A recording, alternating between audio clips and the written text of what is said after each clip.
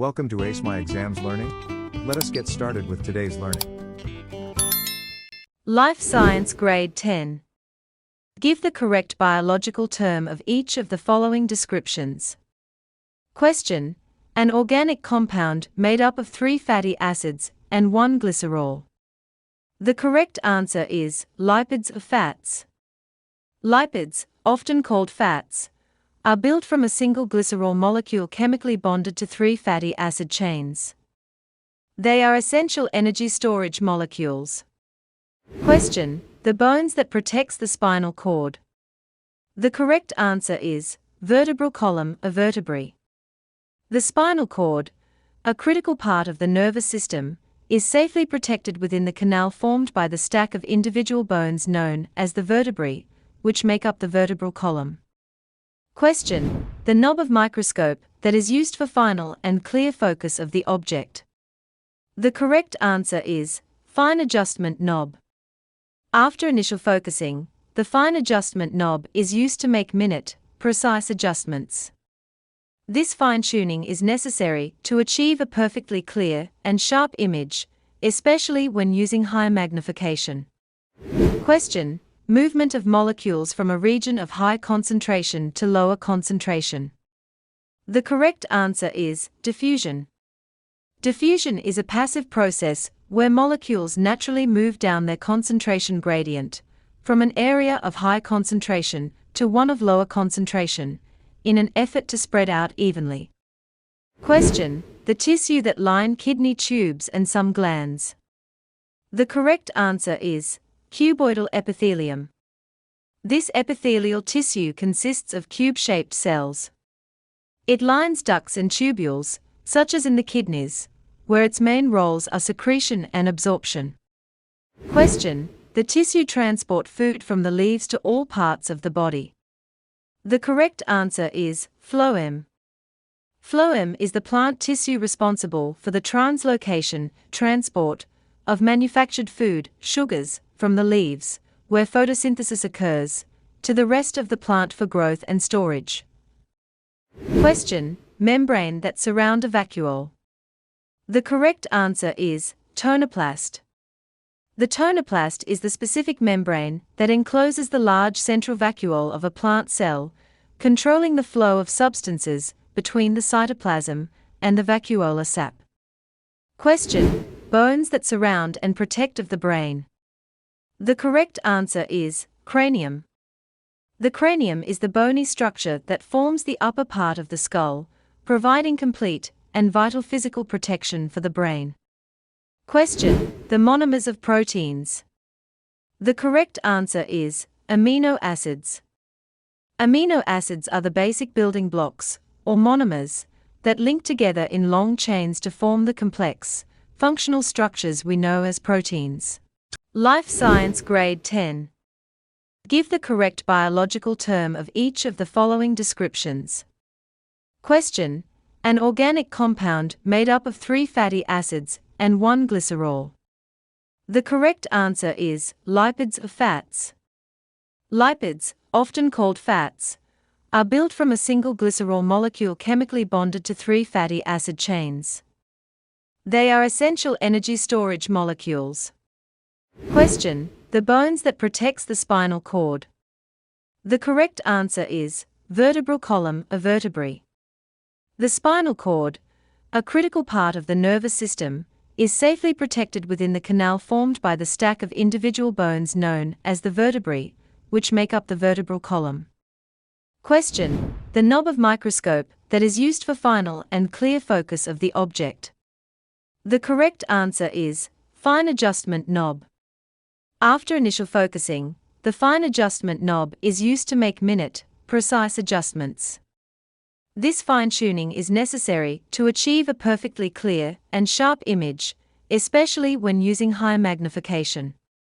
Question: movement of molecules from a region of high concentration to lower concentration. The correct answer is diffusion. Diffusion is a passive process where molecules naturally move down their concentration gradient from an area of high concentration to one of lower concentration in an effort to spread out evenly. Question: the tissue that line kidney tubes and some glands. The correct answer is cuboidal epithelium. This epithelial tissue consists of cube-shaped cells. It lines ducts and tubules, such as in the kidneys, where its main roles are secretion and absorption. Question: the tissue transport food from the leaves to all parts of the body. The correct answer is phloem. Phloem is the plant tissue responsible for the translocation, transport, of manufactured food, sugars, from the leaves, where photosynthesis occurs, to the rest of the plant for growth and storage. Question: membrane that surround a vacuole. The correct answer is tonoplast. The tonoplast is the specific membrane that encloses the large central vacuole of a plant cell, controlling the flow of substances between the cytoplasm and the vacuolar sap. Question: bones that surround and protect of the brain. The correct answer is cranium. The cranium is the bony structure that forms the upper part of the skull, providing complete and vital physical protection for the brain. Question: the monomers of proteins. The correct answer is amino acids. Amino acids are the basic building blocks, or monomers, that link together in long chains to form the complex, functional structures we know as proteins. Science Grade 10. The table below shows the percentage of blood flow that passes through various organs in the body per minute. Question: draw a bar graph to represent the information shown in the table above. Follow the steps below when drawing the graph. First, the graph must begin with a clear, descriptive title that links the data, such as percentage amount of blood flow passing through different organs. Second, the axes must be accurately labeled. The x-axis is for the independent variable, different organs, and the y-axis is for the dependent variable, amount of blood flow in percentage. Third, scale and spacing must be correct. The y-axis must use a consistent scale, e.g., in equal increments, and critically, all bars must have equal width with an equal space between them, confirming the graph is the correct type for discrete data. Finally, plotting accuracy is required, meaning the height of each bar must exactly match its corresponding percentage value, liver at 25%, brain at 15%, small intestines at 15%, and kidneys at 20%. The final graph should look as below. Question: calculate the amount of blood that flows to other organs other than the ones mentioned in the table. Show all your workings. To calculate the amount of blood that flows to other organs other than the ones mentioned in the table, we use the following method. Step 1. Calculate the total percentage of blood flow to the listed organs. Total listed flow equals 25 plus 15 plus 15 plus 20. Therefore, total listed flow equals 75. Step 2. Calculate the remaining percentage of blood flow for other organs. Assuming the total blood flow is 100%. Other organs flow equals 100 minus 75. Other organs flow equals 25%. Hence, the amount of blood that flows to other organs is 25%. Question: tabulate the structural differences between an artery and a vein. The structural differences between an artery and a vein can be tabulated as follows. The first structural difference relates to the vessel layers. An artery is characterized by having thick outer walls, which allows it to withstand the high pressure of blood being pumped directly from the heart. In contrast, a vein has significantly thin outer walls, a characteristic that is sufficient because veins carry blood at a much lower pressure back toward the heart. Secondly, an artery features a thick layer of muscle fibers and elastic fibers within its wall. This muscularity and elasticity are necessary to regulate blood flow and absorb the pressure pulse. Conversely, a vein possesses only a thin layer of muscles and elastic fibers, reflecting its lower functional requirement for managing high pressure and propelling blood. The third difference is found in the vessel's internal diameter, known as the lumen. An artery has a relatively small lumen, or internal space, to maintain high blood pressure, while a vein features a much larger lumen, or internal space. The final difference concerns internal structures. An artery has no valves present because blood flow is constant and forceful, whereas a vein has valves present along its length to prevent the backflow of low-pressure blood. The diagram below shows a certain organic compound. Question: give labels for M, O and P. M is the substrate molecule. The substrate is the specific molecule on which the enzyme acts. Its shape is complementary to the enzyme's active site, allowing it to fit perfectly, similar to how a key fits into a lock. This precise fit enables the enzyme to perform its function effectively. O is the enzyme-substrate complex.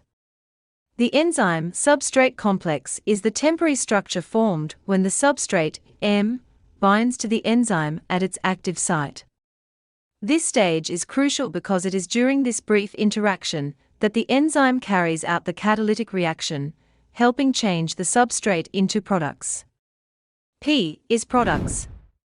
Products are the new substances formed after the enzyme has completed the reaction.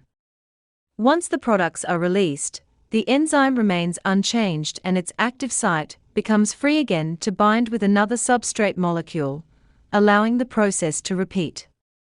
Question: state the property of the enzyme illustrated above. Enzymes are specific to the reaction they catalyze.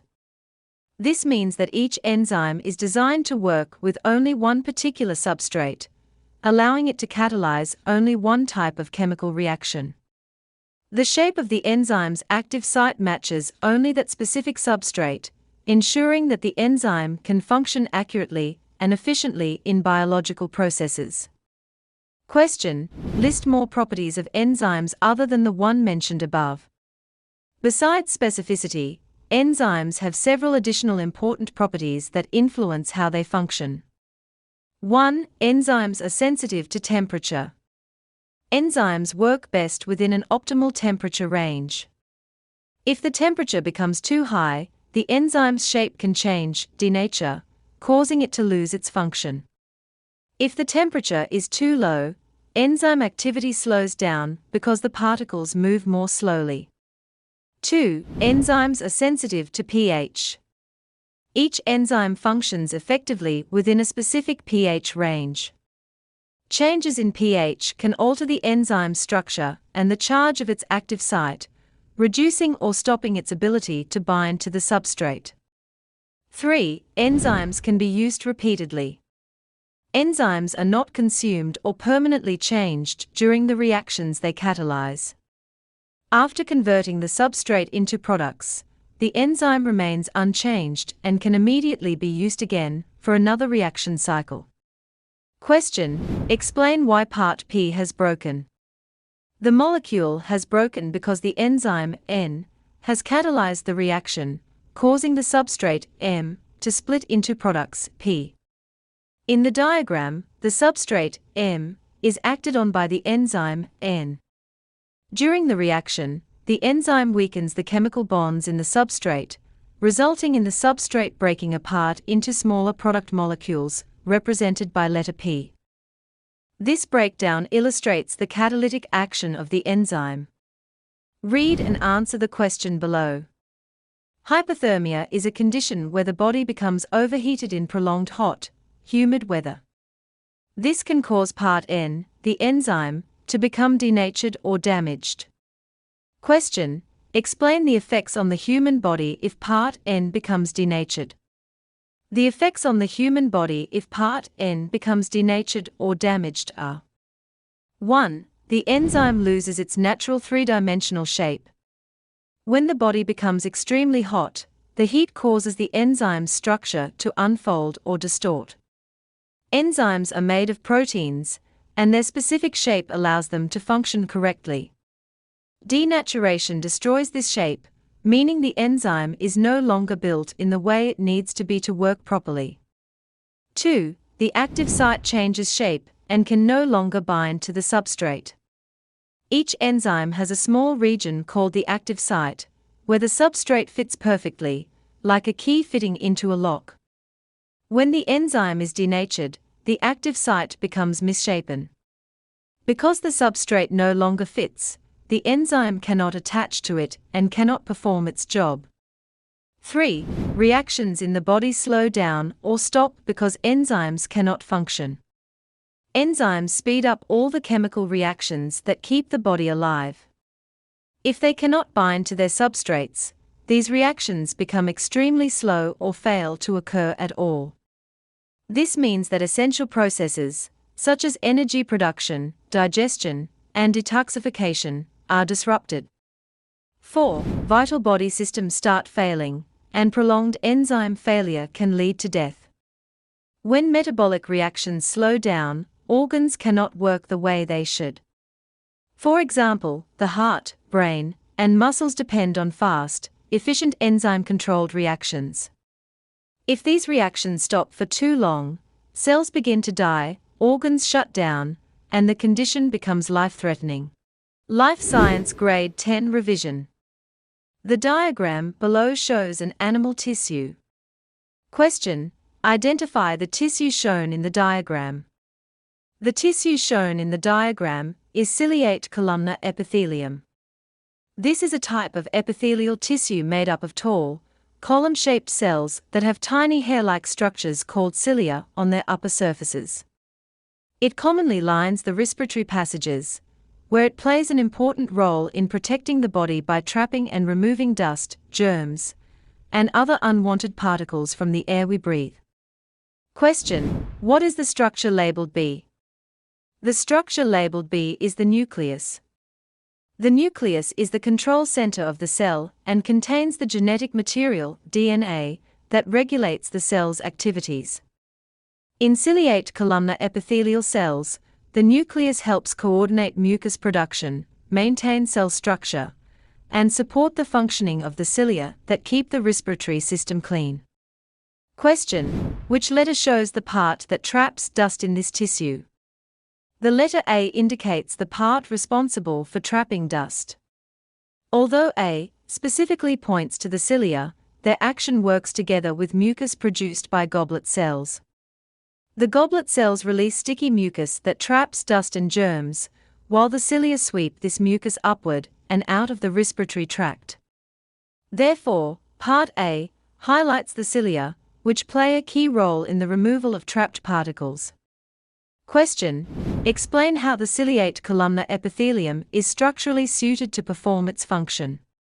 One structural adaptation of this tissue is the presence of goblet cells, which secrete mucus. This mucus forms a sticky layer that effectively traps dust, germs, and other particles entering the airways. It also keeps the inner surfaces moist, preventing them from drying out and becoming damaged. Another structural feature that suits this tissue to its function is the presence of cilia, represented by A in the diagram. These tiny, hair-like projections beat in a coordinated manner to move the mucus, along with all the trapped dust and microbes, out of the respiratory system. This continuous upward movement helps keep the air passages clean and reduces the chances of infection or irritation. Question: explain the adaptations of xylem tissue for its function. One adaptation of xylem tissue is that its cells are elongated or joined end-to-end, forming long, continuous tubes. These tube-like structures provide an efficient pathway for transporting water and dissolved minerals from the roots to all parts of the plant. Another adaptation is that xylem cells are non-living and contain no cell contents when mature. Because the cells are hollow, water can move through them easily without being slowed down by internal structures, making transport faster and more efficient. Xylem tissue also has thickened or lignified walls, which make the vessels strong enough to withstand the pressure created as water is pulled upward through the plant. This lignin prevents the xylem from collapsing and also provides structural support to the plant as a whole. Finally, xylem cells contain pits, which are small openings in the cell walls. These pits allow water to move sideways into neighboring cells or surrounding tissues when needed. This lateral movement ensures that all parts of the plant receive adequate water, even if certain vessels become blocked or damaged. Read and answer questions below. Grade 10 learners conducted an investigation to determine the effect of different light intensities on the rate of transpiration in leaves. The following procedure was followed. 1. 2 leafy shoots of the same plant were used. 2. The leafy shoots were of the same age. 3. The leafy shoots were then labeled leafy shoot A and leafy shoot B. 4. Leafy shoot A was exposed to different light intensities. 5. Leafy shoot B was placed in a dark area. 6. All other factors affecting transpiration rate were kept constant. 7. Potometer was used to measure the rate of transpiration in both groups. 8. The results of the investigation were recorded in every hour for each group. The results for leafy shoot A are shown in the graph below. Question: what is the dependent variable in this investigation? The dependent variable is the rate of transpiration in leaves. This is the variable the learners measured using a potometer, and it changes in response to the conditions of the experiment. Because the purpose of the investigation was to see how light intensity affects transpiration, the rate of transpiration is the outcome being observed and recorded each hour. Question: what is the independent variable in this investigation? The independent variable is the different light intensities. This is the variable that the learners deliberately changed for leafy shoot, while keeping all other factors constant. By adjusting the amount of light the plant received, they were able to investigate how light intensity influences the rate at which the plant loses water through transpiration. Question: what was the effect of increasing light intensity from 0 to 5 on the rate of transpiration? When light intensity increased from 0 to 5 units, the rate of transpiration also increased. This happened because higher light intensity causes stomata to open wider to allow for increased photosynthesis.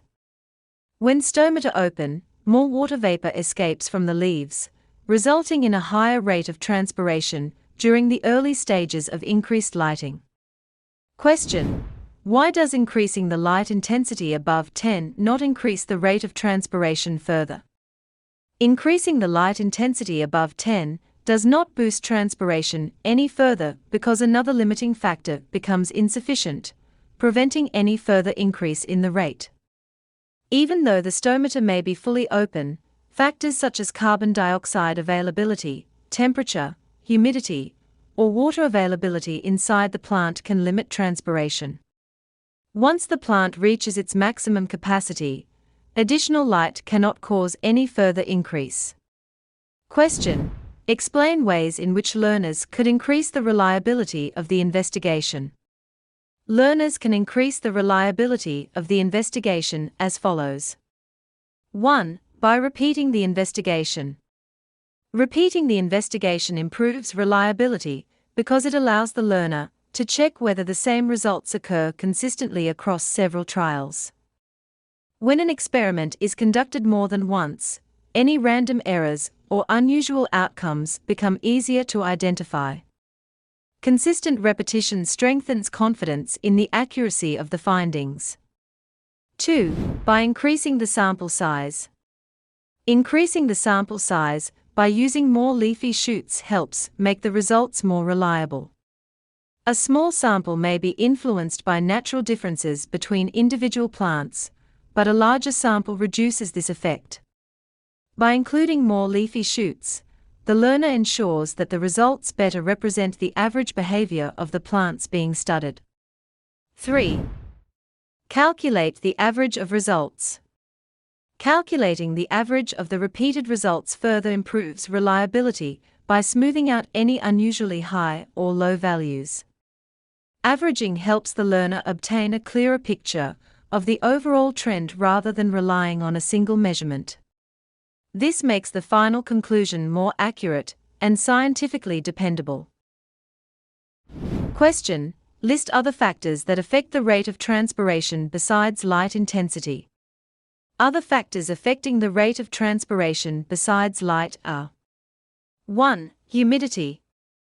Humidity affects the rate of transpiration because when the air around the leaf is already filled with moisture, the water vapor gradient becomes smaller. This means that less water vapor can diffuse from the leaf into the air. As a result, high humidity slows down the rate of transpiration, while low humidity speeds it up by creating a steeper gradient for water loss. 2. Temperature. Temperature influences transpiration by affecting the rate of evaporation inside the leaf. When the temperature is high, water molecules gain more energy and evaporate faster from the mesophyll cells. This increases the amount of water vapor inside the leaf, causing it to diffuse out more rapidly and thereby raising the transpiration rate. 3. Wind.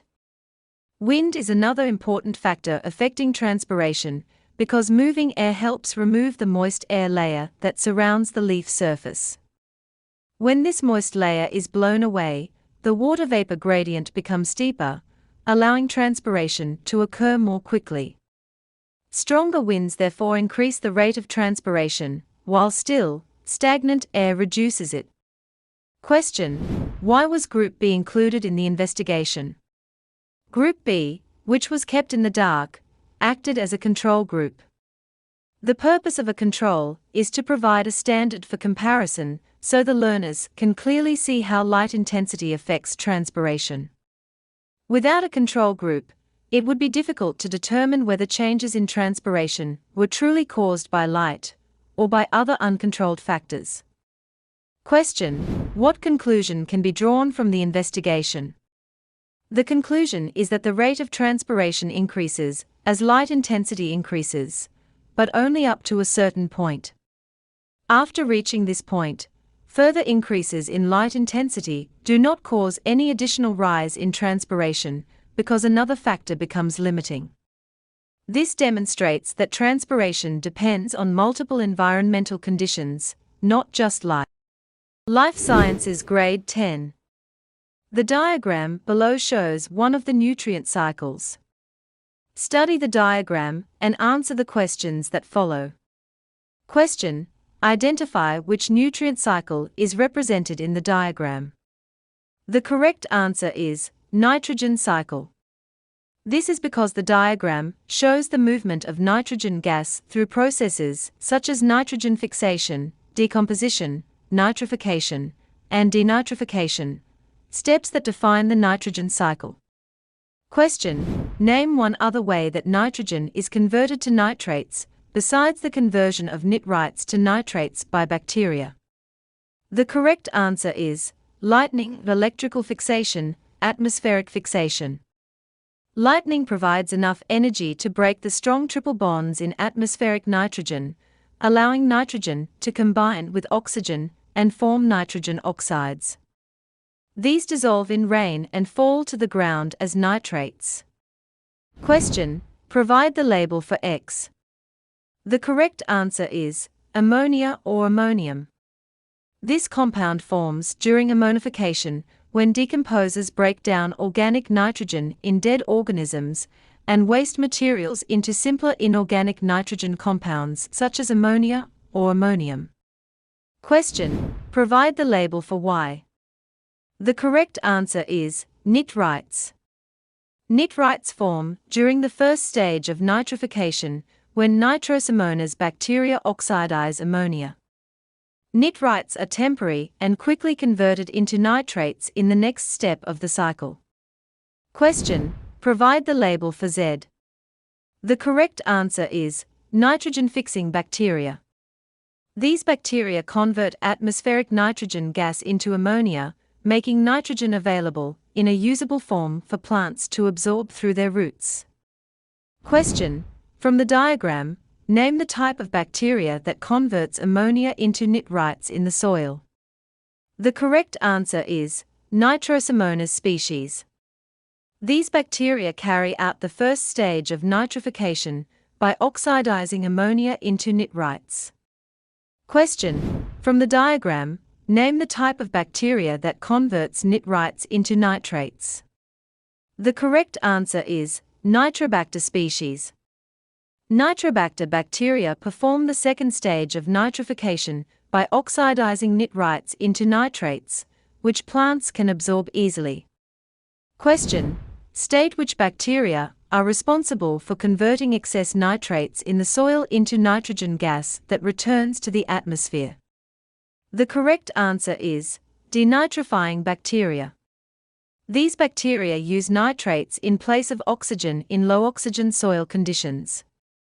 During this process, they release nitrogen gas back into the atmosphere, completing the nitrogen cycle. Question: nitrates cannot be absorbed by the springbuck. How will this animal obtain nitrates? The correct answer is from eating or consuming the plant material. Plants absorb nitrates from the soil and convert them into proteins and other nitrogen-rich organic molecules. When the springbuck eats the plants, it obtains the nitrogen it needs for growth and body functions.